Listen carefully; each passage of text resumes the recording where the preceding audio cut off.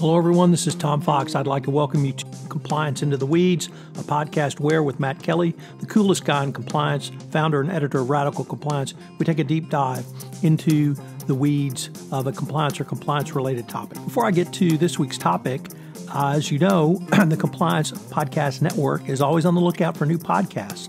Have you ever wanted to start a podcast but didn't know how? Well, if you've thought about it, please take a listen to this week's sponsor, One Stone Creative. If you are enjoying this show, you might enjoy hosting your own.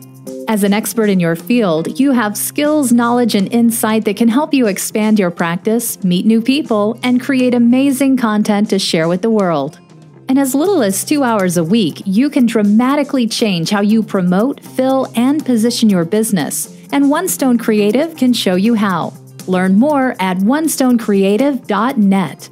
In this episode, Matt and I take a look at the issue of Brexit and Brexit in terms of risks for U.S. companies.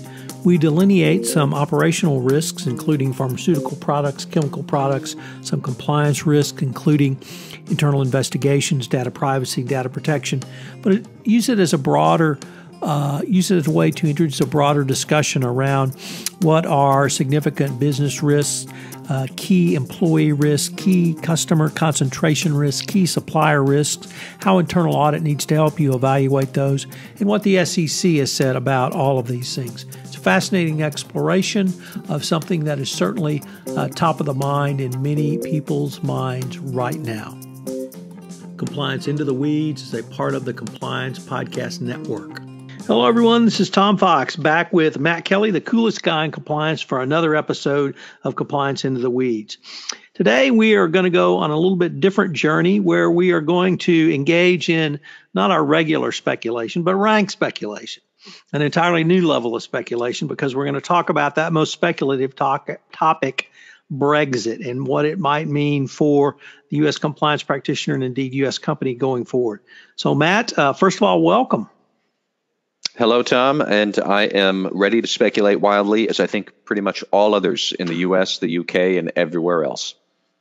So, Matt, I'd like to start with a couple of examples that I've been able to identify of, if not problems, at least issues for U.S. companies and in other companies in the United Kingdom over Brexit. The first one comes from courtesy of my sister-in-law, who is on the business side of a multi-chain pharmaceutical company in southern England. And she is having trouble filling pharmaceutical products in forms of drugs because the pharmaceutical companies themselves are hoarding drugs, not knowing what is going to happen with Brexit. And so that the pharmacy is having trouble maintaining its stocks, even to drugs that I would think, would have thought would not be too unique, such as insulin. So when you hear those stories about people hoarding food or people hoarding medicines, I am afraid those are true. The next one is a U.S. company that uses a wide variety of chemicals in a manufacturing process, both manufacturing and they sell chemicals as well. And they are in a last-minute race to physically ship their physical inventory from the United Kingdom to the continent because they don't know after Brexit if they'll be able to ship across the hard barrier that will be between at least England and the continent. And so, unfortunately, they've waited till this last date, late date rather, and even with the extension to April 12th, they may not be able to do so. Another example is more from the legal world, which would necessarily impact the compliance practitioner, and that's the difference in the attorney-client privilege between the United Kingdom and the EU. The attorney-client privilege in terms of in-house counsel. On the continent, an in-house counsel is not cloaked, I suppose, as we would say in Texas, with the attorney-client privilege. And yet under English law, outside the EU, that protection would exist. So that you could have the anomaly of a English lawyer involved in an in-house internal investigation of someone physically on the continent, or perhaps even telephonically interviewing someone on the continent and losing your attorney-client privilege in a very, very inadvertent way. Certainly, GDPR has been a topic of many podcasts, and while I would suspect that the UK would maintain a GDPR type law similar to GDPR on the continent, that's not for certain. I use all of those specific examples, Matt, as a way of introducing what I would really like to visit with you about today. So, Matt, that's a long-winded way of me introducing what I really wanted to visit with you about today. Once again, with our theme of rank speculation, of how does a company prepare for either an unknown outcome, or perhaps more charitably, an outcome with several different possibilities that may be distinct? So I think the most honest answer for a lot of firms is we don't know. And it's interesting because what I've been thinking about when I hear Brexit is what companies should be disclosing in their public reports to investors. And even here in the United States, the Securities and Exchange Commission for many months now has been telling investors or telling public filers that they need to improve their disclosure of potential Brexit risks.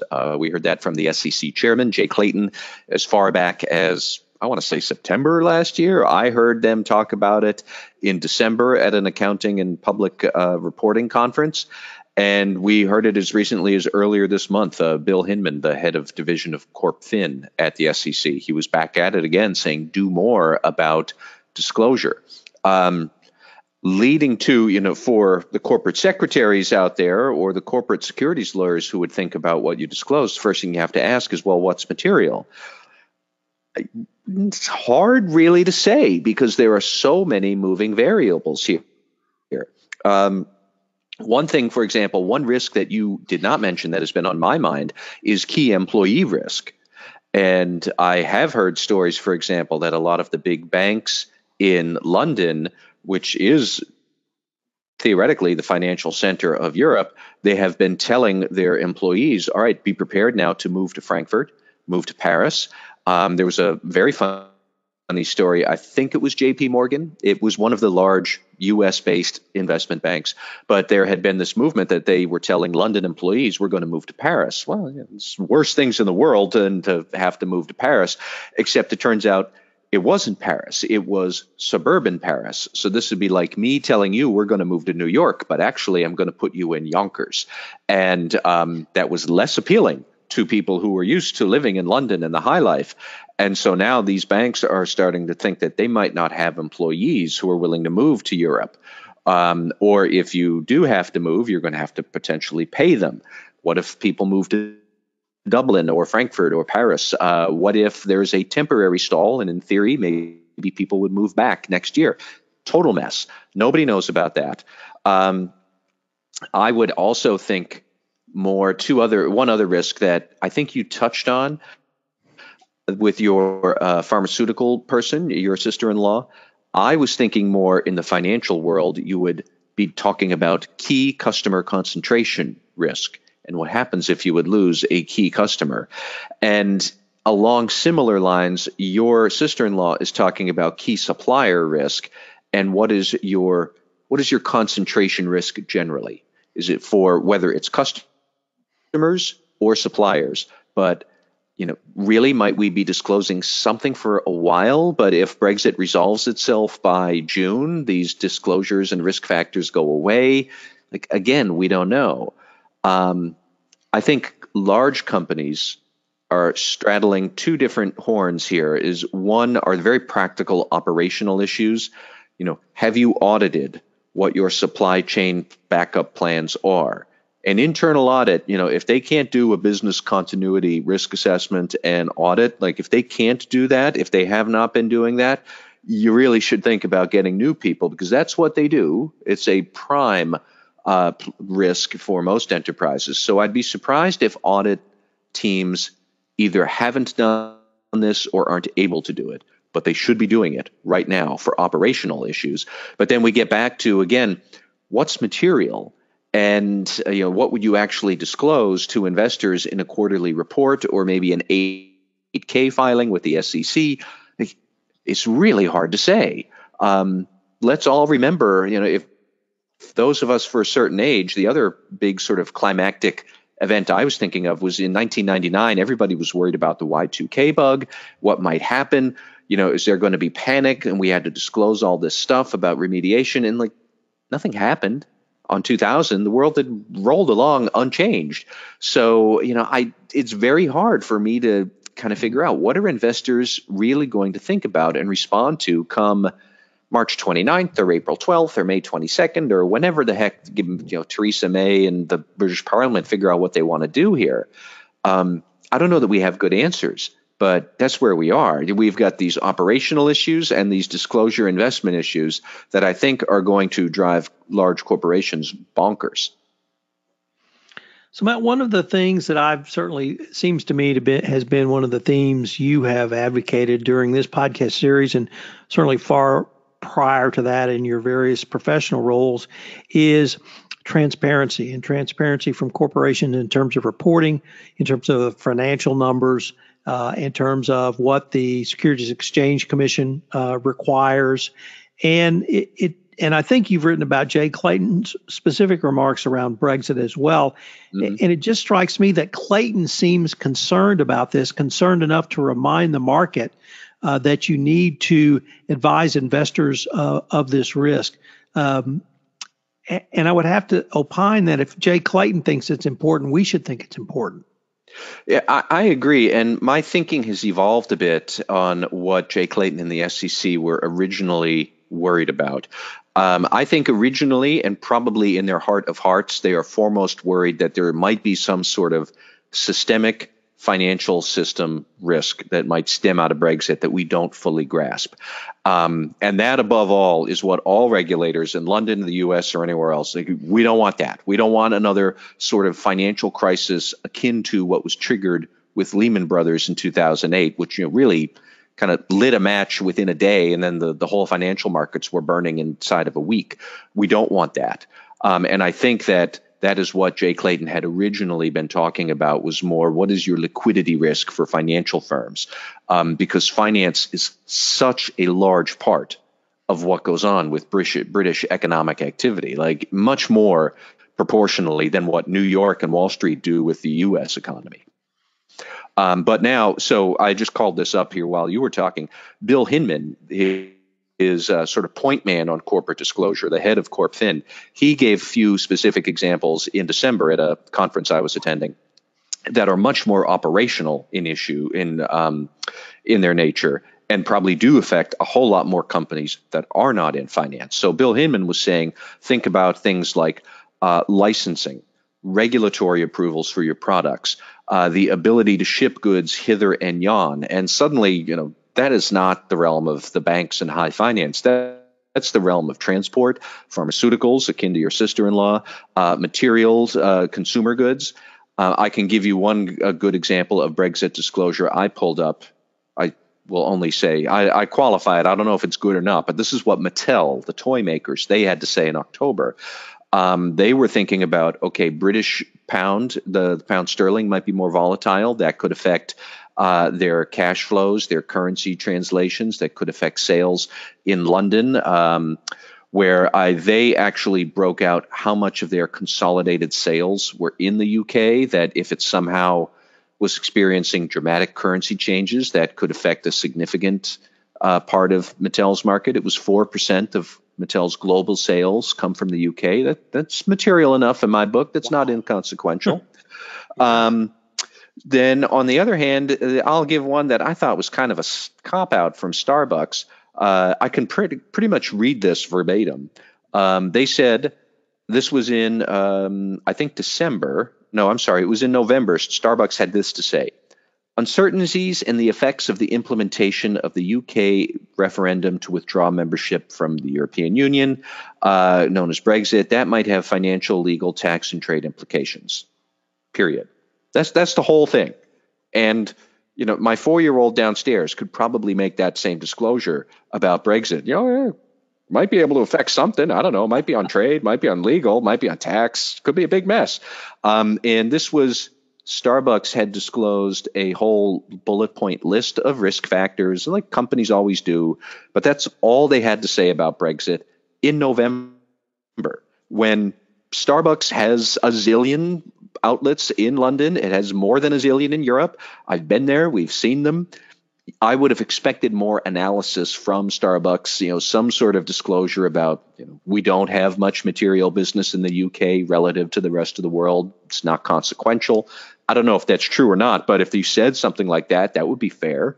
This was not very informative. And I think that is what Jay Clayton and the SEC want as much as possible. They want investors to have some sense of possible effects, give some sense of proportion.